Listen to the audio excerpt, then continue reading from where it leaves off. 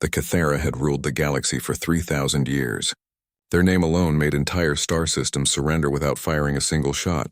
Standing 12 feet tall with razor-sharp claws that could slice through titanium, they possessed strength that could crush steel beams and reflexes faster than most species could even perceive. Their midnight black exoskeletons deflected energy weapons like water off stone, and their forearms moved with deadly precision that had ended countless civilizations. Commander Vexthul stood on the bridge of the dreadnought Bone Render, watching another world burn beneath them. The blue-green planet of Zerion III had housed the Malathi Republic, a confederation of peaceful traders who thought their neutrality would protect them. They were wrong. The Cathera needed resources, and the Malathi had them. It was that simple. How many ships did they lose? Vexthul asked, his voice a low growl that resonated through the bridge. 47 vessels, Commander, replied his tactical officer. Their plasma cannons barely scratched our hull plating. Vexthul's mandibles clicked in satisfaction. The Malathi had possessed one of the more advanced fleets in this sector, yet they fell like all the others. The Cathera were apex predators in a galaxy full of prey. Evolution had crafted them perfectly for war, while other species wasted time on art, philosophy, and peaceful coexistence. Such weaknesses always led to extinction. The bridge's communication array crackled to life. Commander, we're receiving a transmission from High Command. Put it through. The holographic image of war leader Zargul materialized before them. His scarred carapace told the story of 1,000 battles, and his 3 remaining eyes glowed with cold intelligence. Vexthul, you've performed adequately on Zerion III. However, we have a new priority target. Which system requires cleansing, war leader? The Sol system. Our scouts have detected a species calling themselves humans. They've begun expanding beyond their homeworld and establishing colonies. Intelligence suggests they possess significant mineral wealth and advanced technology. Vexthul's combat claws extended slightly. A new hunt always excited him. What resistance should we expect? Minimal. They appear to be another soft species focused on exploration rather than warfare. Our analysis indicates they've had no significant military conflicts in generations. They should surrender quickly once they witness our power. The hologram flickered as Zargul continued. However, there's something unusual about their expansion pattern. They've colonized worlds that other species consider uninhabitable. Planets with extreme gravity, toxic atmospheres, and deadly weather patterns. It's peculiar behavior. Perhaps they're more desperate than intelligent, Vexthul suggested. Many dying species attempt to colonize unsuitable worlds when their homeworld fails them. Possibly. Regardless, take the 7th Fleet and eliminate any resistance. The humans have established settlements on Mars, Europa, Titan, and several asteroid mining stations. Destroy their military capabilities and secure their surrender within 1 solar rotation. It will be done, war leader. As the transmission ended, Vexthul turned to his crew. The bridge bustled with activity, as navigation officers plotted jump coordinates and weapons specialists ran diagnostics on their arsenal. The Bone Render alone carried enough firepower to sterilize a planet's surface, and the 7th Fleet consisted of 43 vessels of similar capability. Helm set course for the Sol system. Maximum velocity. The massive dreadnought shuddered as its drives engaged, tearing a hole through space-time itself. Around them, the rest of the 7th Fleet followed suit, their dark hulls sliding through the void like predators stalking prey. During the 3-day journey, Vexthul reviewed the intelligence files on humanity. The data painted a picture of a young species barely beginning to understand interstellar travel. Their largest warships were primitive fusion-powered vessels that would be outclassed by Cathera patrol boats. Their weapons consisted mainly of kinetic projectiles and basic energy systems that couldn't penetrate modern armor. What puzzled him were the environmental reports from human colonies. The planet Mars was a frozen desert with an atmosphere that would kill most species instantly. Europa existed beneath layers of radioactive ice surrounding a gas giant. Titan was shrouded in toxic clouds and extreme cold. Yet humans not only survived in these environments but appeared to thrive. Perhaps they're hardier than initial reports suggested, his science officer observed. Though that hardly matters against superior firepower. Vexthul agreed. Physical resilience meant nothing when facing orbital bombardment. The humans would learn this lesson soon enough. On the final day of their approach, long-range sensors detected the human fleet. Vexthal studied the tactical display with growing confusion. Instead of massing their forces in a defensive formation around their homeworld, the human ships were scattered throughout the system. Small groups of vessels patrolled near asteroid fields. Others maintained positions around the gas giants, and a significant force remained in deep space between planets. Unusual deployment pattern, his tactical officer noted. They're not protecting their population centers. Inexperienced commanders often make such mistakes, Vexthal replied. They probably think spreading their forces will allow them to attack from multiple angles. We'll demonstrate the futility of such tactics. The 7th Fleet dropped out of hyperspace at the system's edge, their arrival sending ripples through local space that every sensor array would detect. This was intentional.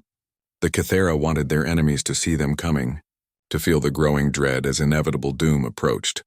Commander, we're being hailed by the human fleet, the communications officer reported. Let them speak. I want to hear them beg before we begin. The main screen displayed a human female in a military uniform. She appeared small and fragile compared to Kythera physiology, with soft skin that would tear easily and eyes that lacked the predatory intensity of a true warrior. Yet something in her expression gave Vexthal pause. Where he expected fear, he saw calm determination. I am Admiral Sarah Chen of the United Earth Defense Force. You are trespassing in human space. State your intentions. Vexthal stepped forward, allowing the human to see his full imposing form. I am Commander Vexthal of the Kythera Empire. We claim the system and all its resources. Surrender immediately and your deaths will be swift. The human admiral's expression didn't change. I'm afraid that's not acceptable. We suggest you leave now while you still can. A ripple of amusement passed through the Kythera bridge crew. The audacity of this small creature was almost entertaining. You dare threaten us? Vexthal's voice carried genuine disbelief. Do you not understand what you face? We understand perfectly, Admiral Chen replied. The question is whether you do. This is your final warning. Vexthal's patience expired. Weapons free. Target their flagship. The first salvo from the Kythera fleet lit up space with deadly energy. Plasma cannons that had vaporized countless enemy vessels unleashed their fury toward the human flagship. Vexthal watched the tactical display, expecting to see the primitive human ship dissolve under the assault. Instead, something impossible happened. The human vessel moved, not the sluggish drift of most starships, but a sharp, aggressive maneuver that defied physics as the Kythera understood them. The massive battleship twisted through space like a living creature, dodging the plasma barrage with movements that should have torn it apart from gravitational stress. What was that? Vexthal's tactical officer stared at his instruments in confusion. Their acceleration readings are impossible. No biological crew could survive those forces. The answer came quickly as the human fleet responded. Instead of the primitive kinetic weapons intelligence had predicted, space erupted with technologies the Kythera had never encountered. Beams of coherent light sliced through the void, striking with pinpoint accuracy. Where they hit Kythera armor, metal didn't just melt. It ceased to exist at the molecular level. The destroyer Bloodfang took a direct hit to its engine section. Vexthal expected to see typical battle damage, but instead watched in horror as a perfectly circular hole appeared in the ship's hull. The edges glowed with residual energy, and through that hole he could see stars. Whatever weapon had done this hadn't just penetrated their armor. It had deleted a section of their ship entirely. Impossible, he whispered. Our hull plating can withstand direct stellar bombardment. But that was only the beginning. The human ships moved like nothing he'd ever seen. They performed 90-degree turns at velocities that should have reduced their crews to paste, accelerated along impossible vectors, and demonstrated maneuverability that suggested they weren't bound by conventional physics. Commander, the humans are launching fighters, his sensor operator reported. Vexthal turned his attention to the tactical display and felt his confidence crack further. The human fighter craft were tiny compared to Kythera interceptors, but they moved with the same impossible agility as their capital ships. More troubling, they were fast. Faster than anything in the Kythera fleet. Launch our interceptors. Show these primitives what real fighters can do. The first engagement between fighter squadrons lasted exactly 47 seconds. When the debris stopped glowing, only human craft remained. The Kythera interceptors, designed to dominate any aerospace engagement, had been systematically dismantled by opponents who moved like angry insects and hit like gravity bombs. "How is this possible?" Vexthol demanded. Intelligence reported they were a peaceful species with primitive technology. His science officer studied the sensor readings with growing alarm.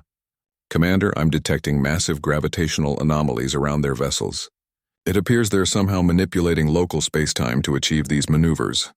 Gravity manipulation? Vexthol felt cold dread settling in his combat claws. That's theoretical technology.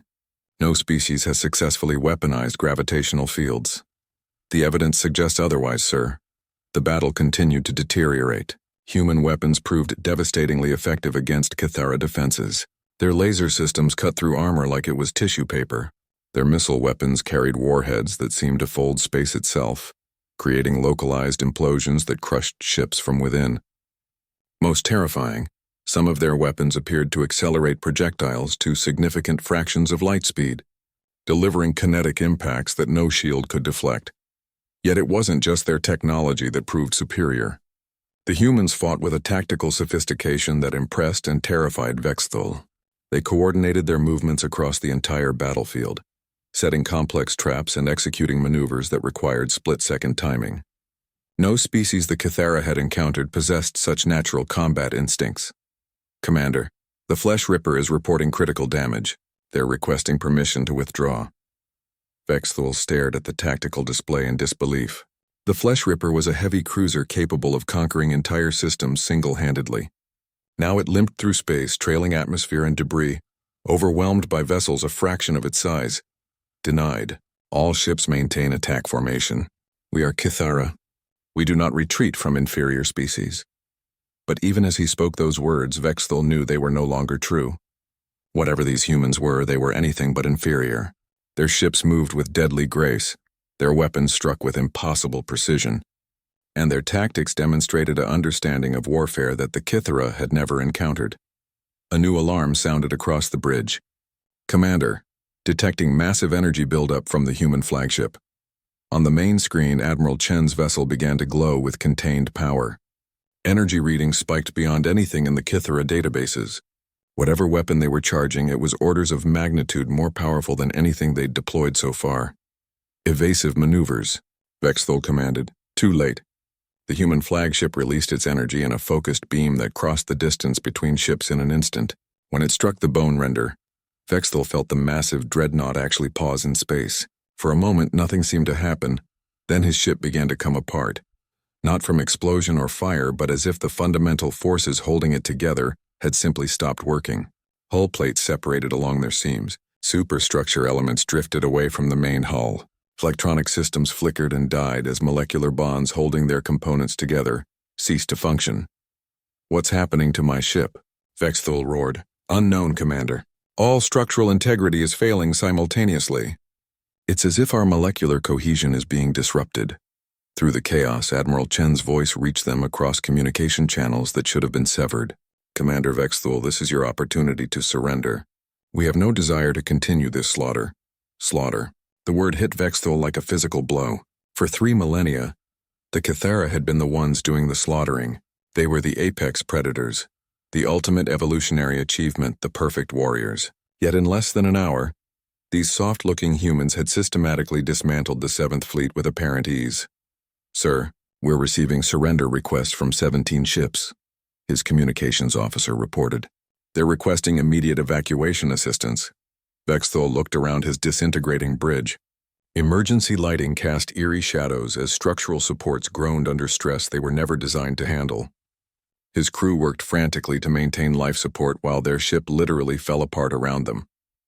For the first time in his military career, Commander Vexthol faced the possibility that the Kythera might not be the galaxy's ultimate predators after all. The evidence was overwhelming. These humans possessed technology that made Kythera weapons look primitive, fought with tactical brilliance that surpassed their finest strategists, and demonstrated capabilities that challenged everything he thought he knew about warfare. But accepting surrender meant acknowledging that 3,000 years of Kythera supremacy had just ended in a single battle against a species they dismissed as primitive prey. The choice before him was simple: die with honor as the ship disintegrated, or live with the knowledge that the Kithara had finally met their match. Vexthal made the hardest decision of his warrior's life. All ships cease fire and prepare for evacuation. Signal our surrender to the human fleet. The words tasted like poison in his throat, but the alternative was watching his entire crew die for nothing more than pride. Around him, the bridge continued its slow structural collapse as molecular bonds failed throughout the ship. Emergency force fields struggled to maintain atmospheric pressure, while his officers worked desperately to keep critical systems online long enough to evacuate. Within minutes, human rescue ships arrived alongside the disintegrating Kithara vessels. Vexthal watched in amazement as the small craft navigated through debris fields that would challenge experienced pilots, docking with damaged ships to extract survivors. The efficiency was remarkable, but what truly shocked him was their behavior toward defeated enemies. "Commander, the humans are providing medical assistance to our wounded," his medical officer reported from the evacuation bay. "They're treating our injuries as carefully as they would their own people." This made no sense. In Kithara culture, defeated enemies were either enslaved or eliminated.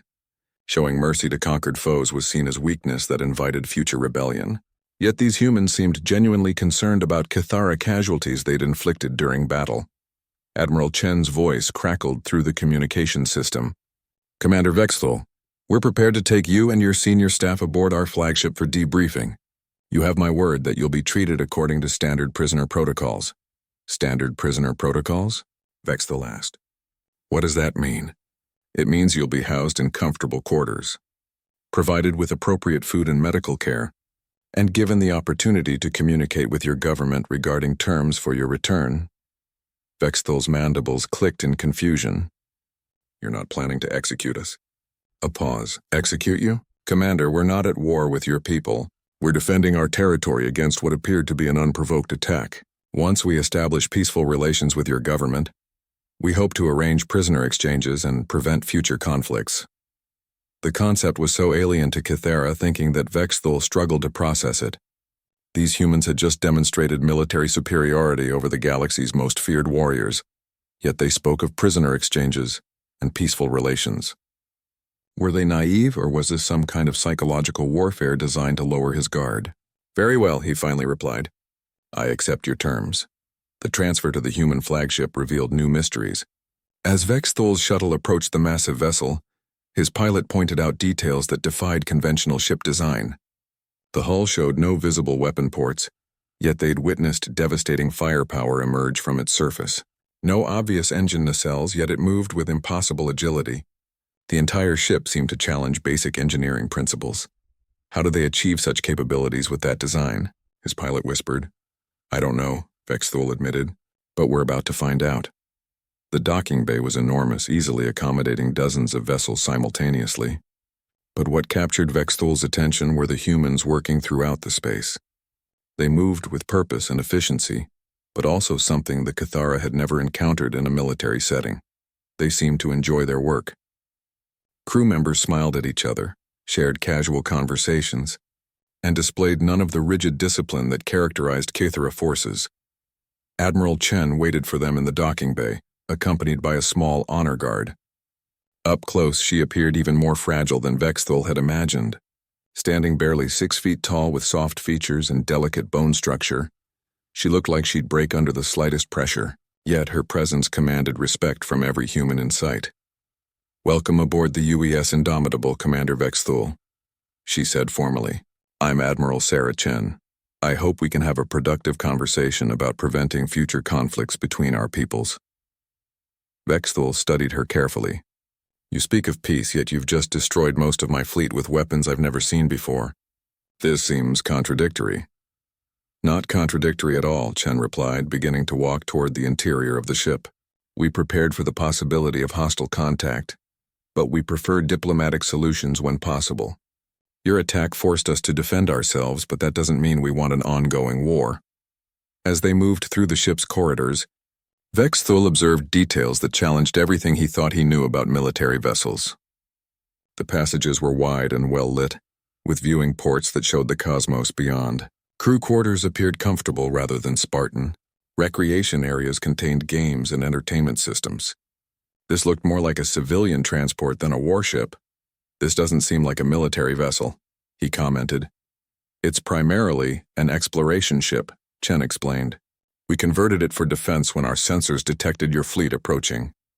Most of our vessels serve multiple purposes: exploration, research, colonization support, and defense when necessary. You're saying this isn't even a dedicated warship? Correct. Our actual military vessels are considerably more capable. The casual way she delivered this information sent chills through Vexthul's exoskeleton. If this converted exploration vessel could destroy the 7th Fleet, what could their actual warships accomplish? They reached the Admiral's quarters, which turned out to be a comfortable office with large windows overlooking space. Chen gestured for him to sit in a chair designed to accommodate his larger frame. They'd actually prepared furniture suitable for Kythera physiology. Now then, Chen began, settling behind her desk. Perhaps you could explain what your people hope to achieve by attacking our system? Vexthul chose his words carefully. The Kythera Empire has expanded across the galaxy for 3 millennia. When we encounter new species, we evaluate their potential as allies or subjects. Your rapid expansion suggested you might pose a future threat to our territories. So you decided to attack us preemptively? It's standard procedure when dealing with potentially hostile species. Chen's expression grew thoughtful. Commander, how many species has your empire encountered in the past 1,000 years? Several hundred. And how many of those encounters resulted in peaceful relations? Vexthul paused. The honest answer was 0. But admitting that would reveal the true nature of Kythera expansion. Few species prove suitable for integration into our empire. I see. Chen pulled up a holographic display showing stellar maps. Commander, I want you to understand something about humanity. We've been aware of your empire for some time through long-range sensors and communications intercepts. We know about the Zarian system, the Malathi Republic, and dozens of other civilizations that simply vanished after contact with Kythera forces. Vexthul felt his confidence drain away. If the humans had been monitoring Kythera expansion, they knew exactly what kind of empire they were dealing with. We had hoped, Chen continued, that first contact would involve diplomatic channels rather than military action. We prepared defensive capabilities because we recognized the pattern of Kythera expansion, but we genuinely wanted to find a peaceful solution. You prepared for war against us specifically? We prepared for the possibility, yes. Humanity has learned that hoping for peace while preparing for war is often the wisest course. The implications were staggering. These humans hadn't just stumbled into superior technology. They'd deliberately developed weapon systems capable of defeating the galaxy's apex predators.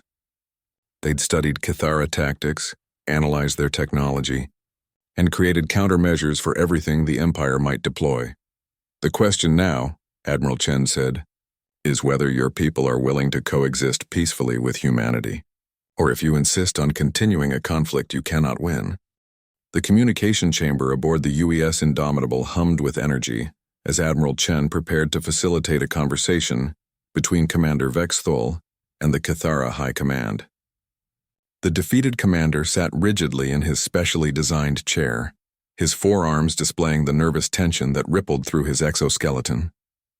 For 3,000 years, no Kythera officer had ever needed to explain a military defeat to their superiors. Before we establish contact, Chen said quietly, I want you to understand our position. We're not interested in conquest or revenge. We want your people to know exactly what happened here so they can make informed decisions about future interactions. Vexthul's mandibles clicked uncertainly. War Leader Zargul will demand explanations. The Kythera do not accept defeat easily. Then he'll receive complete tactical data from the engagement, Chen replied. We recorded everything. Your superiors will see exactly how the battle unfolded and what capabilities we possess. We believe informed decisions are better than decisions based on incomplete information. The holographic communicator activated, revealing the scarred visage of War Leader Zargul. His 3 remaining eyes glowed with barely controlled rage as he took in the scene before him. Behind him, other members of the High Command leaned forward, their predatory features twisted with disbelief. Vexthul. Zargul's voice carried the cold edge of imminent execution. Explain why you're sitting in an enemy ship instead of standing on the bridge of the Bone Render. War Leader, the Bone Render no longer exists. Neither do 38 other vessels of the 7th Fleet. The humans possess military capabilities far beyond our intelligence estimates. Silence stretched across the communication link. The concept of the Seventh Fleet's destruction was clearly difficult for the High Command to process. These were the same ships that had conquered the Malathi Republic just weeks earlier. Impossible, Zargul finally growled. You faced primitive fusion-powered vessels with kinetic weapons. How could they possibly— When with respect, war leader, Admiral Chen interrupted. Perhaps Commander Vexthul should show you the tactical recordings rather than explain them. The next 30 minutes changed everything the Kythera thought they knew about warfare. The tactical display showed human ships moving in ways that violated basic physics, weapons that deleted matter at the molecular level, and coordinated attacks that demonstrated impossible precision. The High Command watched in stunned silence as their most powerful fleet was systematically dismantled by forces they'd dismissed as primitive.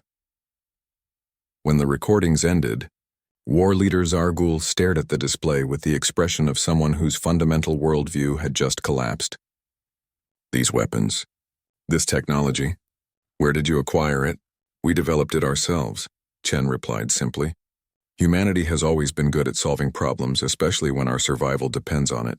Developed? Another member of the High Command leaned forward. You're claiming these are human innovations? Completely human. We've been working on advanced physics applications for centuries. When we detected the Kythera Empire's expansion pattern, we accelerated our military research programs. Vexthul watched his superiors struggle with this revelation. The Kythera had built their empire on the assumption that they were the galaxy's ultimate evolutionary achievement. Other species were either primitive prey or potential slaves. The idea that someone had not only matched their capabilities but surpassed them was almost incomprehensible. You mentioned you were monitoring our expansion, Zargul said slowly. For how long? About 200 years, Chen replied. We've been aware of your empire since we first developed long-range detection systems. We studied your tactics, your technology, and your expansion patterns. We also intercepted communications from species that encountered your forces. And you've been preparing for war with us for 2 centuries? Preparing for the possibility of conflict, yes. But we've also been hoping for peaceful contact. We sent diplomatic signals toward your territory multiple times, but they were never acknowledged. Vexthul remembered those signals now. They'd been dismissed as primitive chatter from an undeveloped species. No one had bothered to analyze them or consider that they might represent first contact attempts. War Leader Zargul's expression hardened. What are your demands for the return of our personnel? We don't have demands, Chen said, surprising everyone. We want to arrange a prisoner exchange, establish communication protocols for future interactions, and hopefully prevent further conflicts between our peoples. You're not demanding tribute? Territory? Submission? None of those things. We want peaceful coexistence. The concept seemed as alien to the Kythera leadership as their technology had been to Vexthul. Species that possessed superior military power always used it to dominate those who were weaker. This was the fundamental law of galactic politics. War Leader, Vexthul interjected, I've observed these humans for several days now. They treated our wounded, provided comfortable quarters for prisoners, and offered food suitable for our physiology. This appears to be genuine rather than tactical deception. Genuine kindness to defeated enemies? Zargul's tone carried deep skepticism. What do they gain from such behavior? Admiral Chen leaned forward slightly. We gain the possibility of friendship instead of eternal warfare. Commander, your empire has been expanding for 3 millennia by conquering everyone you encounter. Has this strategy brought you happiness, fulfillment, or just endless conflict? The question hung in the air like a challenge to everything the Kythera believed about themselves. They were warriors, conquerors, the apex predators of the galaxy. But when had any of them last felt truly satisfied with their achievements? You're suggesting we abandon conquest? Another High Command member asked. I'm suggesting you consider alternatives. Humanity has learned that cooperation often achieves better results than domination. We've built alliances with 17 other species in our local cluster. Together, we've achieved things none of us could accomplish alone. Alliances? Zargul's voice carried disbelief. With inferior species? With different species each contributing unique capabilities. The Centauri are master engineers. The Proxima Collective excels at biological sciences.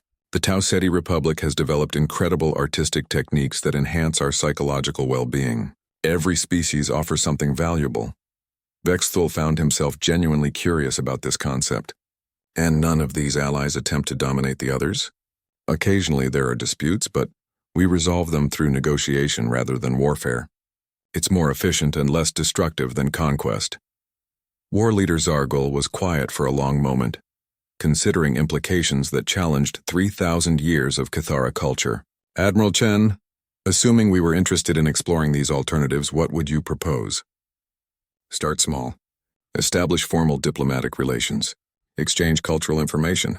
Identify areas where our species might benefit from cooperation rather than conflict. See where it leads. And if we choose to continue our traditional expansion methods, Chen's expression grew serious. Then we'll defend ourselves and our allies as necessary, but I hope it doesn't come to that. The galaxy is large enough for all of us. The communication link grew quiet as the High Command absorbed this unprecedented situation. For the first time in their history, the Kithra faced an enemy they couldn't defeat through superior force. Their choices were adaptation or destruction. The question was whether apex predators could learn to be something else. 3 months after the Battle of Sol, Commander Vexthul stood in the observation deck of Diplomatic Station Alpha, watching human and Kithara engineers work together on a joint research project. The sight would have been unthinkable just a year ago, yet here they were, sharing technical knowledge and building something neither species could have created alone. The station itself represented a compromise between human and Kithara design philosophies. Large enough to accommodate Kithara physiology, yet featuring the open, comfortable spaces humans preferred. The result was functional architecture that both species found acceptable, if not entirely familiar. Still having trouble believing it's real? Admiral Chen approached from behind, carrying 2 cups of the coffee beverage humans seemed to consume constantly. Every day, Vexthul admitted, accepting the cup despite his people's limited need for stimulants. He'd discovered that sharing human social customs helped facilitate communication. 6 months ago, I was preparing to conquer your species. Now I'm serving as a cultural liaison officer. The transformation hadn't been easy. When Vexthul returned to Kithara space with Admiral Chen's diplomatic proposals, the High Command had spent weeks debating whether to accept human terms or launch a massive retaliatory strike. War leader Zargul had initially favored the military option, arguing that accepting peace from a position of weakness would destroy Kithara credibility across the galaxy. What changed their minds was the intelligence data humans provided about their actual military capabilities. Admiral Chen had been truthful when she said the UES Indomitable was a converted exploration vessel. The technical specifications for dedicated human warships were sobering. Vessels designed specifically for combat possessed weapons that could sterilize entire solar systems and defenses that could withstand concentrated fire from hundreds of Kithara dreadnoughts. More importantly, humans had shared this information voluntarily. They could have kept their capabilities secret, allowing the Kithara to stumble into an even more devastating defeat. Instead, they'd chosen transparency, demonstrating that their interest in peace was genuine rather than tactical. The engineering exchange program is proceeding better than expected, Chen observed, gesturing toward the work area below. Your people's understanding of metallurgy, combined with our gravitational manipulation techniques, is producing some fascinating results. Vexthul watched a human technician explain quantum field equations to a Kithara engineer twice his size. The Kithara was actually taking notes, something that would have been unthinkable under the old paradigm where conquered species existed solely to provide resources. The hardest part, Vexthul said slowly, is convincing my people that cooperation can be more valuable than conquest. We've spent 3 millennia believing that strength comes from domination. And now we're discovering that strength can come from partnership. He paused, considering his words carefully. The gravity manipulation technology your people shared has already revolutionized our transportation systems. Our ships can now travel distances that previously required months in just days. This single exchange has provided more practical benefit than our last dozen conquests. It was true.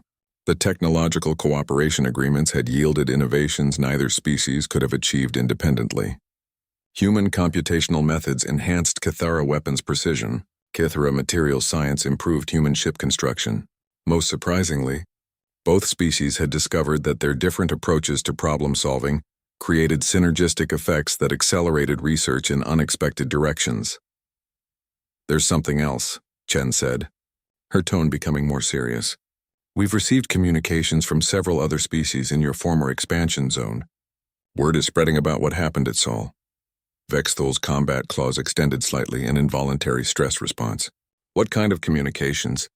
"Mixed reactions. Some species are celebrating, thinking the Kythera threat has been eliminated. Others are terrified that an even more powerful empire has emerged. A few are requesting military assistance against Kythera forces that haven't received new orders yet." This was the complication everyone had feared. The Kythera Empire's sudden shift from conquest to diplomacy had created a power vacuum across dozens of sectors. Species that had lived in terror for generations were now uncertain whether to seek revenge, request protection, or attempt to fill the territorial gaps themselves.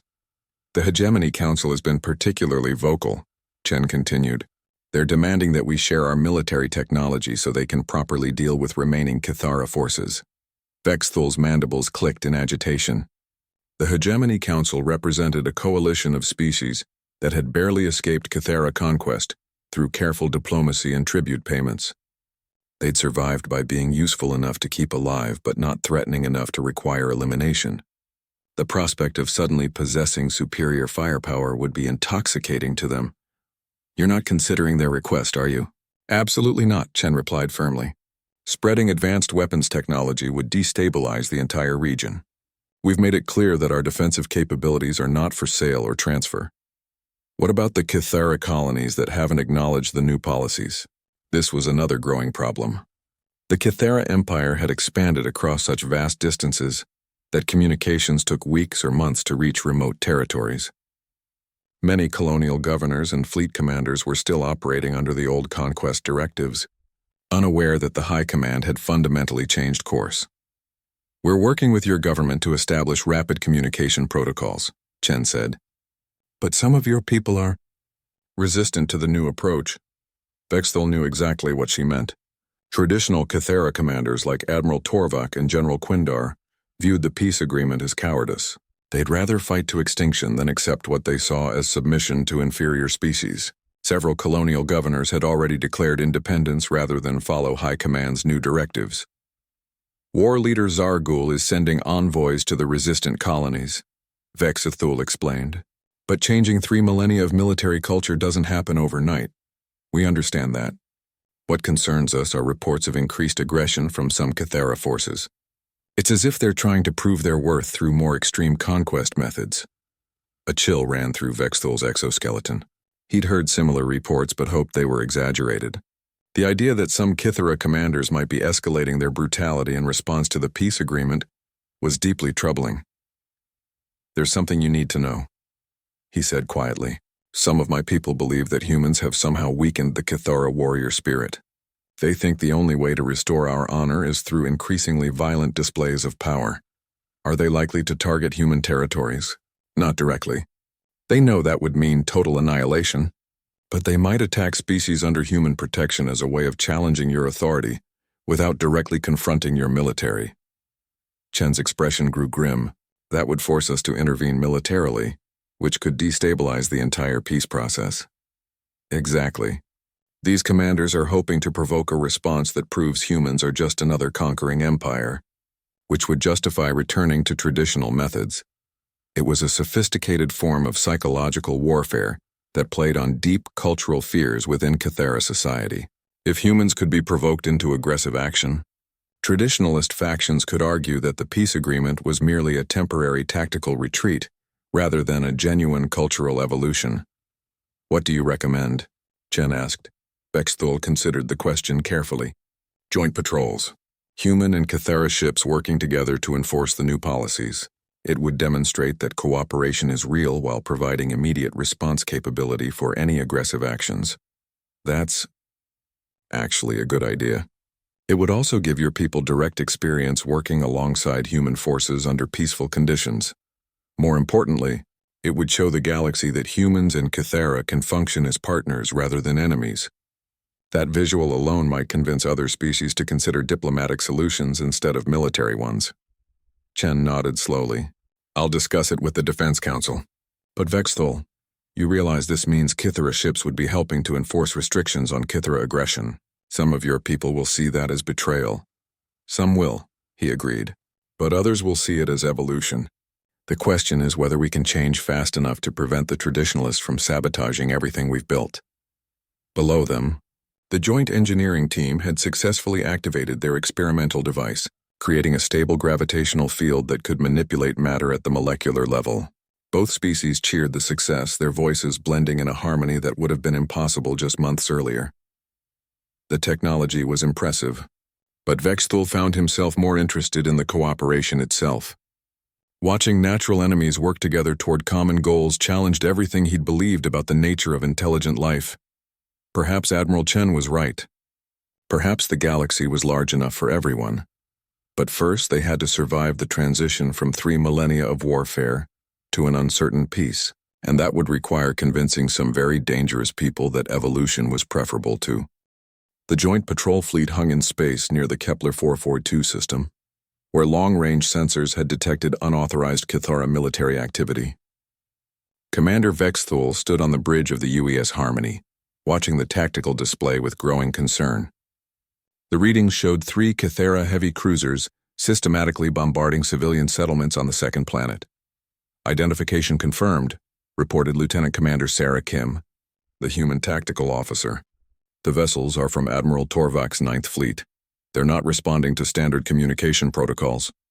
Vexthul's mandibles clicked with frustrated anger. Torvak was one of the most traditionalist commanders in the Kithara military, a veteran who had personally conquered 17 systems and viewed the peace agreement as an insult to everything the Empire represented. His presence here could only mean one thing: deliberate provocation. Are there any survivors on the planet? Vexthul asked. Detecting life signs in several underground shelters, Kim replied. But the bombardment is methodical. They're trying to eliminate every settlement on the surface. Captain Maria Rodriguez, the Harmony's commanding officer, studied the display with professional calm. Commander Vexthul, those are your people down there. Do you want to try talking to them first? It was a courtesy Vexthul appreciated, but he knew it would be useless. Admiral Torvak won't listen to someone he considers a traitor to Kithara values. He's doing this specifically to force a confrontation. Then we give him one, Rodriguez said quietly. All ships assume attack formation. Target their weapon systems only. We want to disable, not destroy. The joint patrol fleet moved with perfect coordination. Human vessels provided long-range fire support, while Kithara ships closed for direct engagement. The irony wasn't lost on Vexthul, that he was now fighting against his own species to protect the kind of civilian population the Empire had been targeting for millennia.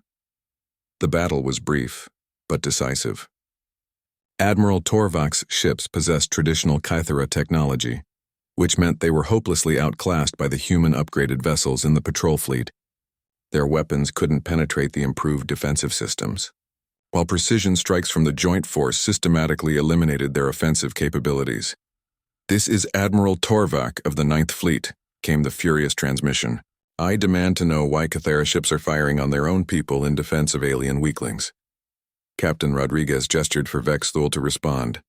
"Admiral, this is Commander Vexthul. You are in violation of direct orders from the High Command. Cease your attack on civilian targets and prepare to be boarded." "Vexthul?" Torvak's voice carried pure contempt. "The coward who surrendered the 7th Fleet to primitives? You dare command me to stop defending Kithara honor? I'm commanding you to follow orders and act like a civilized being instead of a mindless predator." The response came as a concentrated barrage aimed directly at the Harmony. Torvak was apparently willing to kill fellow Kithara to make his point about racial purity and warrior pride. The attack was absorbed harmlessly by the ship's defensive systems, but the intent was clear. "So be it," Rodriguez said calmly. "All ships disable the flagship's life support systems. Prepare boarding parties." What followed was the most surreal experience of Vexthul's military career. Human Marines and Kithara warriors fighting side by side through the corridors of a traditional Empire vessel, stunning rather than killing their opponents, working to minimize casualties while securing the ship. The coordination was flawless, but the psychological impact was enormous. Admiral Torvak waited for them on his bridge, surrounded by loyal officers who had chosen death over surrender. When the boarding party arrived, he stood proud and defiant, every inch the traditional Cathara warrior. "You bring aliens onto a Cathara ship," he spat at Vexthul. "You help them kill your own people. Is there any depth to which your cowardice will not sink?" "No one has been killed, Admiral," Captain Rodriguez interjected. "Your crew has been stunned and will recover fully. We're not here for conquest or revenge, then why are you here?" "To stop you from committing genocide," Vexthul answered. "The people on that planet are farmers and artisans. They've never threatened the Cathara Empire or anyone else. They don't deserve to die for your political statement." Torvak's forearms spread wide in a gesture of dismissal. "They are inferior beings occupying territory that could be useful to superior species. Their elimination serves the natural order." "The natural order?" Rodriguez's voice carried quiet intensity. "Admiral, your superior species just had their weapon systems disabled by a joint force that included the very inferior beings you were trying to murder. Perhaps it's time to reconsider your understanding of superiority." For the first time, uncertainty flickered across Torvak's features. The tactical reality was undeniable. His most advanced warships had been neutralized in minutes by opponents he'd dismissed as weak. The cognitive dissonance was visible as he struggled to reconcile his worldview with observed facts. "This changes nothing," he said finally. "Humans may possess advanced technology, but they lack the killer instinct necessary for true dominance. Eventually, their weakness will destroy them." "You're wrong," Vexthul said quietly. "I've studied humans for months now. They're not weak, they're different. They've learned to channel aggression into cooperation instead of conquest. It makes them stronger, not weaker. Cooperation is the philosophy of prey species." "No, Admiral. Cooperation is the philosophy of apex predators who have evolved beyond the need for constant warfare." The words hung in the air like a challenge to everything Torvak represented. Around them, human and Cathara security personnel maintained professional composure, while witnessing a fundamental ideological conflict within their former enemy species. "What happens now?" Torvak asked. "Do you execute me as an example to other traditionalists?" Captain Rodriguez stepped forward. "You'll be returned to Cathara space for trial by your own government. The families of civilians you killed deserve justice, but that justice should come from your own people according to your own laws. Even though I would have killed you without hesitation?" "Especially because of that," Rodriguez replied. "The difference between civilization and barbarism isn't technology or military power. It's the choice to be better than your worst impulses." As security teams escorted Torvak and his officers to detention facilities, Vexthul found himself contemplating the profound transformation occurring within Cathara society. Some, like himself, were embracing cooperation and evolution. Others, like Torvak, clung desperately to old ways that no longer served any constructive purpose. The question was whether enough Cathara could change, quickly enough to prevent the traditionalists from destroying everything they'd built toward a better future. Below them, on the surface of Kepler 442b, rescue ships were already evacuating survivors and providing medical assistance to the wounded. Human and Cathara personnel worked together to save lives that would have been lost to the old Imperial mindset. It was a small victory, but an important one.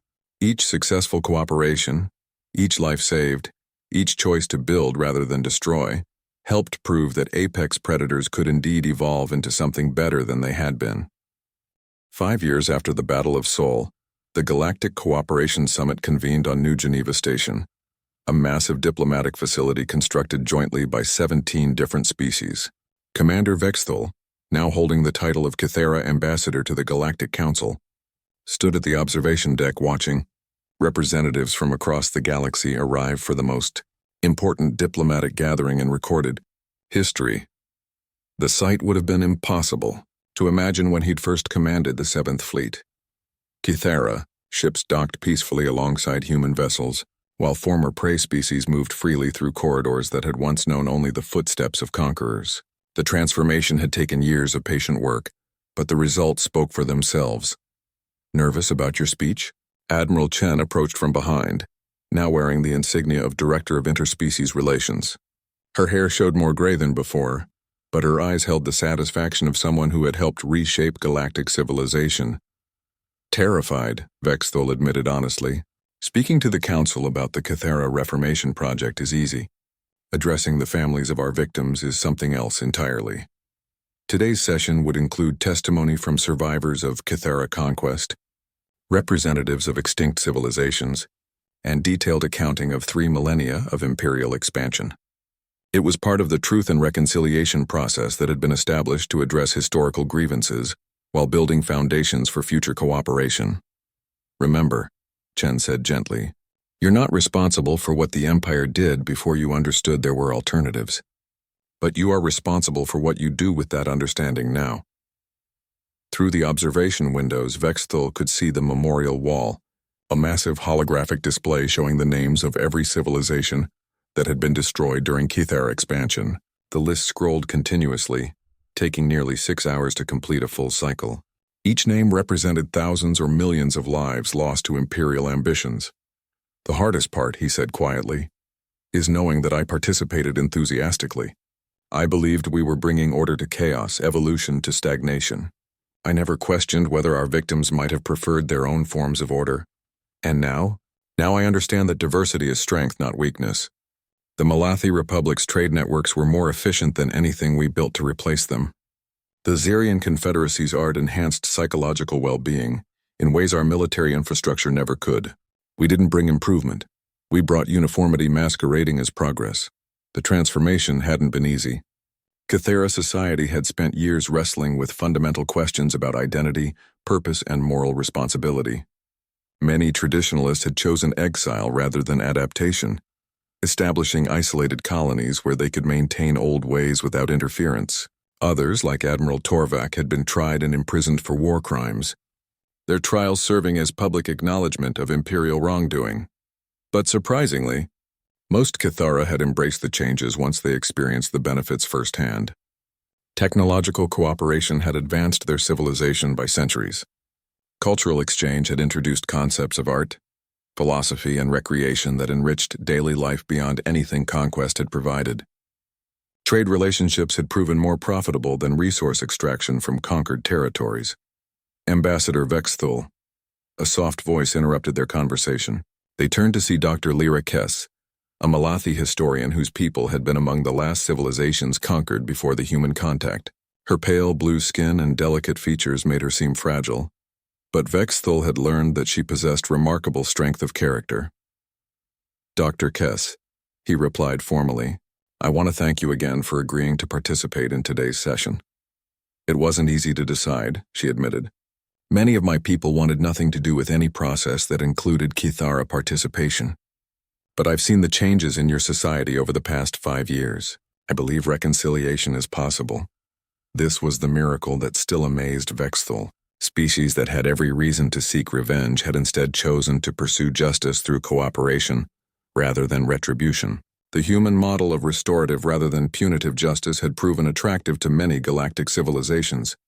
If I may ask, Vexthul said carefully, what convinced you that reconciliation was worthwhile?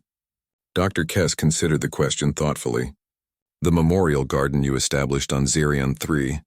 When I saw Kithara working alongside Malathi survivors to restore what had been destroyed, I realized that your people were genuinely trying to heal the damage they'd caused. The memorial gardens were part of the Restoration Initiative, a program where Kithara volunteers worked to rebuild infrastructure, preserve cultural artifacts, and support communities affected by imperial expansion. It was slow, difficult work that would take generations to complete, but it demonstrated commitment to repair rather than mere apology. The council session is beginning, Admiral Chen announced. Are you ready? Vexthul straightened to his full height, his forearms adjusting his formal diplomatic robes. As ready as anyone can be to confront 3 millennia of mistakes. The council chamber was enormous, designed to accommodate the diverse physiologies of member species while maintaining comfortable communication distances. Representatives sat in carefully arranged sections that reflected political alliances, historical relationships, and practical considerations for atmospheric requirements. When Vexthul took the speaker's podium, the chamber fell silent. Some faces showed curiosity, others skepticism, and a few displayed barely controlled hostility. These were people whose civilizations had survived Kithara expansion through luck, distance, or diplomatic skill. They had every right to doubt his sincerity.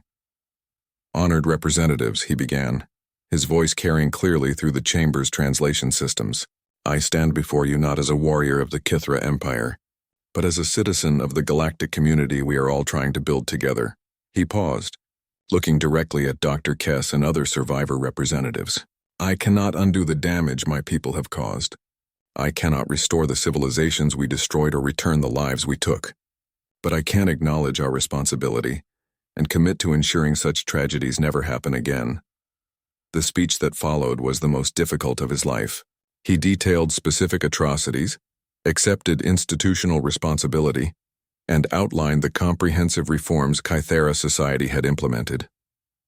More importantly, he listened as survivors shared their stories, their pain, and their hopes for the future. When the session concluded 8 hours later, something fundamental had shifted in the chamber's atmosphere. Not forgiveness, that would take much longer, but acknowledgement that genuine change was possible. As representatives began filing out, Dr. Kess approached the podium. Ambassador, there's something I want you to know. What's that? My granddaughter was born last month on New Malathi. It's the first world my people have colonized since the Empire destroyed our homeworld. We're naming the capital city Chenthul. Vexthol's mandibles clicked in confusion. I don't understand the significance. Chen for Admiral Chen, who showed us that strength could be used to protect rather than destroy. Thul for you, who proved that even apex predators can learn to be something better. The words hit him like a physical blow. To have a city named after someone who had participated in their people's conquest seemed impossible. Yet here was Dr. Kess explaining why it mattered. You see, she continued, Chenthul represents hope. Hope that mistakes can be acknowledged, damage can be repaired, and enemies can become friends.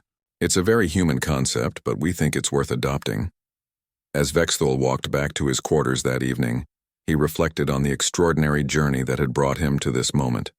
5 years ago, he had been a proud warrior of the galaxy's most feared empire. Today he was a diplomat working to build bridges between former enemies. The transformation wasn't complete. There were still traditionalist holdouts, species that refused reconciliation, and practical challenges that would take decades to resolve. But the foundation had been laid for something unprecedented in galactic history. A truly cooperative civilization that valued diversity over dominance. Looking out at the stars visible through his quarters viewport, Vexthul realized that humanity had given the galaxy something more valuable than advanced technology or military protection. They had given everyone, even apex predators, permission to evolve beyond what they had always been. The galaxy's future remained uncertain, but for the first time in millennia, that uncertainty carried hope rather than fear, and perhaps that was the most human gift of all. The belief that tomorrow could be better than today if people were willing to work together to make it so. The apex predators had indeed met their match. But instead of being destroyed, they had been transformed into something the galaxy had never seen before. Apex protectors, using their strength to build rather than destroy, to nurture rather than conquer. It was, Vexthul thought, a much better way to be the strongest species in the galaxy.